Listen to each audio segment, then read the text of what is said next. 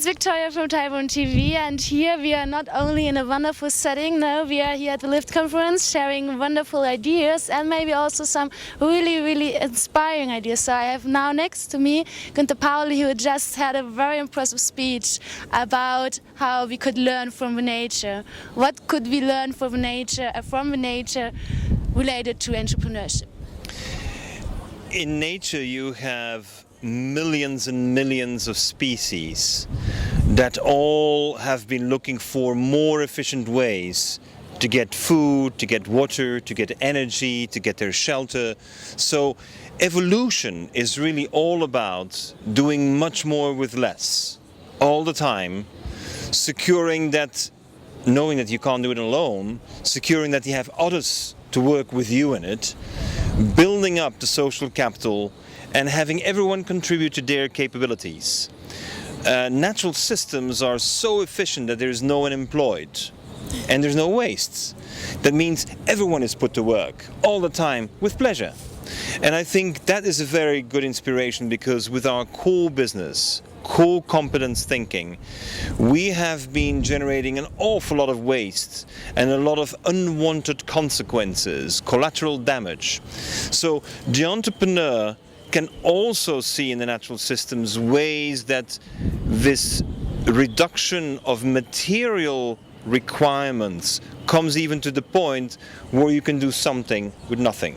So what you're saying is, instead of trying to invent the world again, looking on how the world invented itself and how it already perfected itself and how to apply that on business?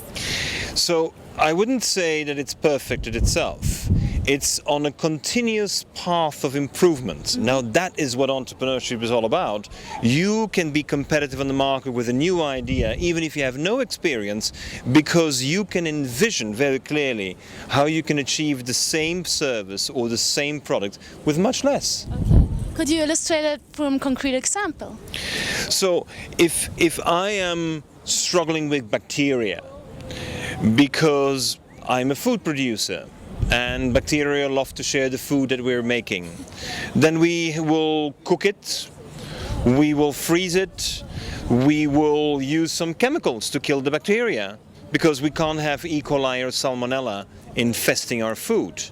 Now that's interesting. We are using a chemical to kill. We use high temperature and we use low temperature to get a bacteria controlled environment. Does nature do that? Never. They never cook, they never freeze, they have no capabilities to do it, they never use a chemical.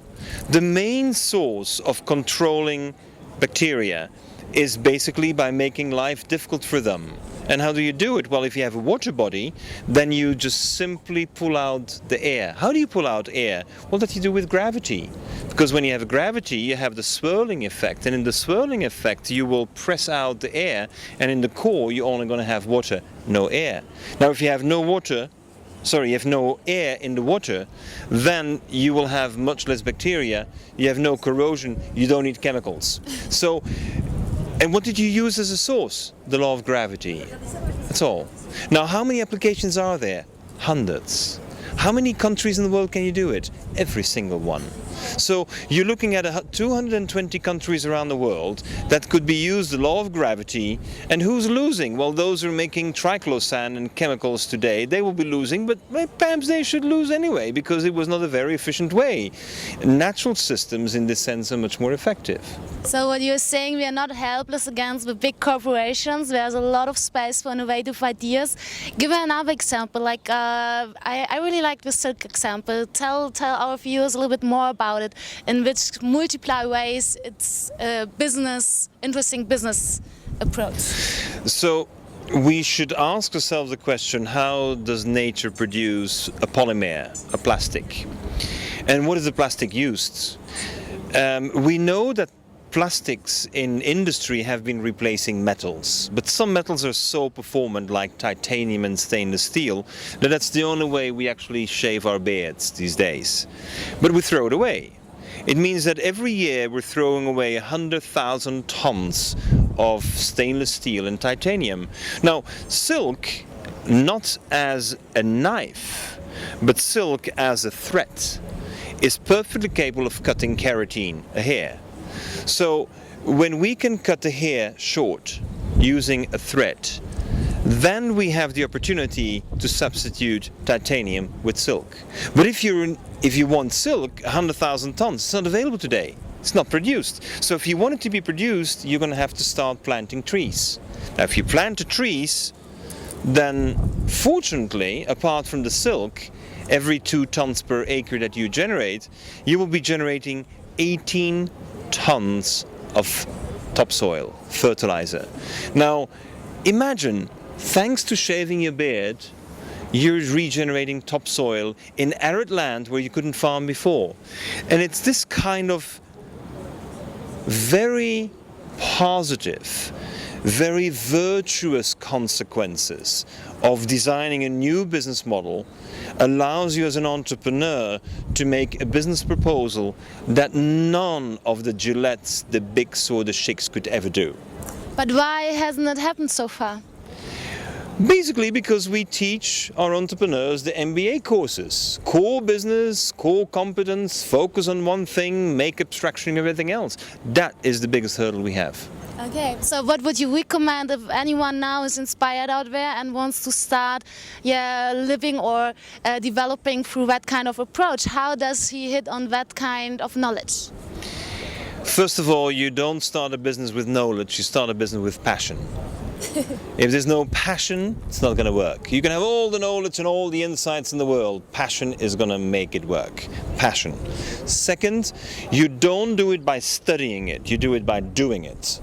So it's very important that you accept that you will make mistakes, but you will do it and you will correct en route.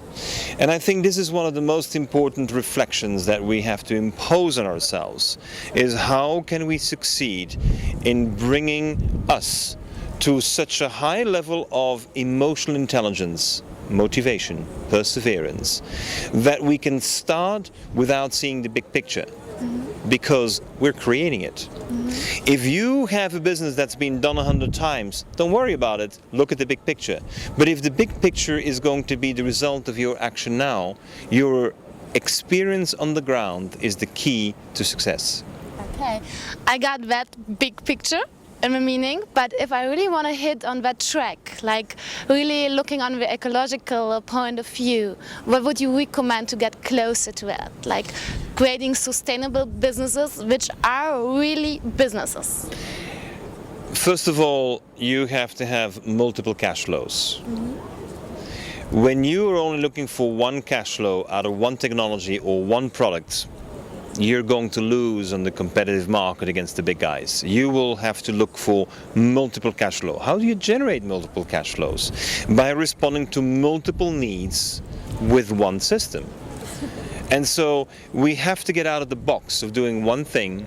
We have to get out of the box of getting one result. We have to get multiple results by resolving multiple issues, and that you do in partnership. And very often partners you didn't even know you had anything to see with. So the methodology to see those partnerships is to look for connections. What connects one to the other? Who would have connected the regeneration of topsoil and food security with a razor? We don't make that connection. But once you have made a connection, the logic sticks with you forever. Okay. And then you develop a methodological approach to keep on searching for those connections that make sense. And those connections that make sense is your business. And that's a good hint. So what's your personal wish on future generations or future entrepreneurs out there? No, I just hope that they will raise hell for the existing economic profile. I think they will raise hell and making it extremely difficult for the other ones to compete on the market. I hope they will accelerate innovation so fast. And the condition for innovation acceleration is that they have no experience. Okay. If you have experience, you can't accelerate innovation. Okay. Thank you for that insights. Thank you.